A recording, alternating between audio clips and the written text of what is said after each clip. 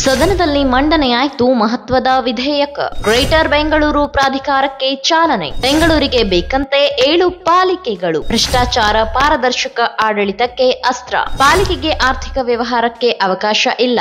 Mayor ಅವಧಿ 5 ವರ್ಷ.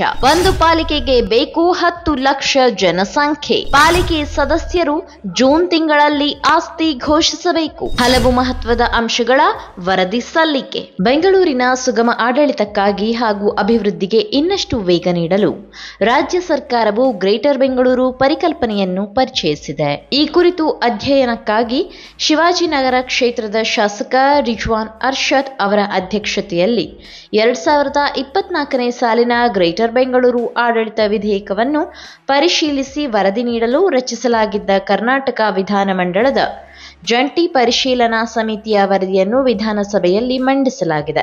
ರಾಜಧಾನಿ ಬೆಂಗಳೂರಿನ ಆಡಳಿತ ಸುಧಾರಣೆಗಾಗಿ ಗರಿಷ್ಠ 7 ಮಹಾನಗರ ಪಾಲಿಕೆಗಳನ್ನಾಗಿ ವಿಂಗಡಿಸುವುದು, ಗ್ರೇಟರ್ ಬೆಂಗಳೂರು ಪ್ರಾಧಿಕಾರ ರಚನೆ ಸೇರಿದಂತೆ ಹಲವು ಮಹತ್ವದ ಶಿಫಾರಸುಗಳನ್ನು ಒಳಗೊಂಡ ವರದಿಯ ಬಗ್ಗೆ ಸದನದಲ್ಲಿ ಮಹತ್ವದ ಚರ್ಚೆಯಾಗಿದೆ. ರಿಜ್ವಾನ್ ಅರ್ಷದ್ ಅವರು ಸಲ್ಲಿಸಿರುವ ಗ್ರೇಟರ್ ಬೆಂಗಳೂರು ಆಡಳಿತ ವಿಧೇಯಕದಲ್ಲಿ ಹಲವಾರು ಮುಖ್ಯವಾದ ಅಂಶಗಳನ್ನು ಪರಿಗಣಿಸಲಾಗಿದೆ. ಅಲ್ಲದೆ ಪ್ರಾಧಿಕಾರದ ಕಾಯ್ದೆಯು ಅಧಿಸೂಚನೆಯಾದ ಕೂಡಲೇ ಇದು ಅನುಷ್ಠಾನಕ್ಕೆ ಬರಲಿದೆ. ಇನ್ನು ಗ್ರೇಟರ್ ಬೆಂಗಳೂರಿನಲ್ಲಿ ಗರಿಷ್ಠವೆಂದರೆ 7 ಮಹಾನಗರ ಪಾಲಿಕೆಗಳಿರಬೇಕು ಎಂದು ವರದಿಯಲ್ಲಿ ತಿಳಿಸಲಾಗಿದೆ. ಅಲ್ಲದೆ ಈ ಎಲ್ಲ ಪಾಲಿಕೆಯು ತಲಾವಾರು ಕನಿಷ್ಠ 10 ಲಕ್ಷ ಜನಸಂಖ್ಯೆಯನ್ನು ಹೊಂದಿರಬೇಕು. ಅಂದಹಾಗೆ ಈ ಪಾಲಿಕೆಗಳಲ್ಲಿ ಪ್ರತಿ ಕಿಲೋಮೀಟರ್ಗೆ 15,000ಕ್ಕಿಂತ ಕಡಿಮೆ ಜನಸಾಂದ್ರತೆ ಇರಬಾರದು. ಇನ್ನು ಸ್ಥಳೀಯ ಆಡಳಿತ ಸಂಸ್ಥೆಗಳಿಂದ ವರ್ಷಕ್ಕೆ ಗರಿಷ್ಠ 300 ಕೋಟಿಗೂ ಹೆಚ್ಚಿನ ಆದಾಯವಿರಬೇಕು. ಜೊತೆಗೆ ಕೃಷಿಯೇತರ ಚಟುವಟಿಕೆಗಳಲ್ಲಿ 50%ಕ್ಕಿಂತಲೂ ಉದ್ಯೋಗ ಪ್ರಮಾಣ ಕಡಿಮೆ ಇರಬಾರದು ಎಂದು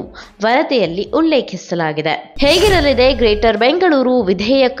ಅಲ್ಲದೆ ಬೆಂಗಳೂರು ನಗರ ಹಾಗೂ ಬೆಂಗಳೂರು ಗ್ರಾಮಾಂತರ ಪ್ರದೇಶಗಳನ್ನು ಈ ಗ್ರೇಟರ್ ಬೆಂಗಳೂರು ವ್ಯಾಪ್ತಿಗೆ ಸೇರ್ಪಡೆ ಮಾಡಬಹುದಾಗಿದೆ. ಈ ಎಲ್ಲ ಮಹಾನಗರ ಪಾಲಿಕೆಗಳಿಗೆ ಮೇಯರ್ ಇರಲಿದ್ದು ಅವರ ಅಧಿಕಾರಾವಧಿ 5 ವರ್ಷ ಆಗಿರಲಿದೆ. ವಾರ್ಡ್ ವಿಂಗಡಣೆಯನ್ನು ಜನಸಂಖ್ಯೆ ಆಧಾರದ ಮೇಲೆ ಸರ್ಕಾರವೇ ನಿರ್ಧರಿಸಬೇಕು.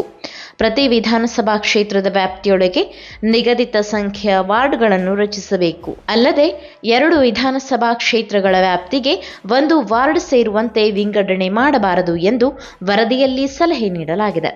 ಇದರ ಜೊತೆಗೆ ಲೋಕಸಭೆ, ರಾಜ್ಯಸಭೆ, ವಿಧಾನಸಭೆ ಹಾಗೂ ವಿಧಾನ ಪರಿಷತ್ ಸದಸ್ಯರು ಇರಲಿದ್ದಾರೆ.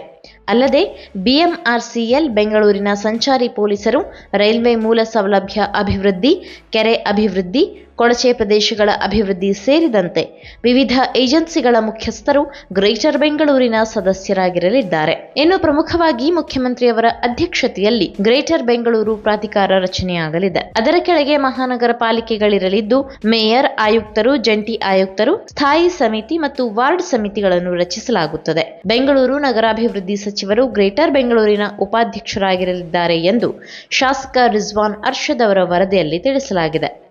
ಮುಖ್ಯವಾಗಿ ಇದು ಭ್ರಷ್ಟಾಚಾರ ನಿಯಂತ್ರಣ, ಅಧಿಕಾರ ವಿಕೇಂದ್ರೀಕರಣ, ಪಾರದರ್ಶಕ ಆಡಳಿತಕ್ಕೆ ಬೇಕಾಗುವ ಪ್ರಮುಖವಾದ ಅಸ್ತ್ರವಾಗಿದ್ದು, ಪ್ರತಿ ಪಾಲಿಕೆಯಲ್ಲಿ 100ಕ್ಕಿಂತ ಕಡಿಮೆ ಸದಸ್ಯರ ಸಂಖ್ಯೆಯೂ ಇರಬಾರದು.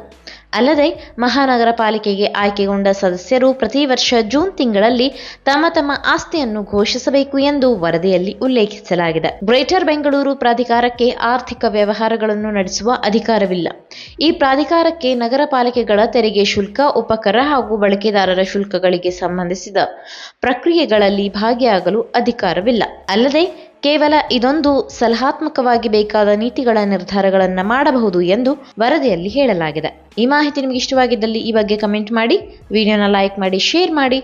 ನಮ್ಮ ಚಾನೆಲ್ನ ಸಬ್ಸ್ಕ್ರೈಬ್ ಮಾಡದಿದ್ದಲ್ಲಿ ಬೇಗ ಸಬ್ಸ್ಕ್ರೈಬ್ ಮಾಡಿ. ಬೆಂಗಳೂರಿನ ಸಮಗ್ರ ಸುದ್ದಿಗಾಗಿ ನೋಡಿ ಕರ್ನಾಟಕ ಟಿವಿ ಬೆಂಗಳೂರು.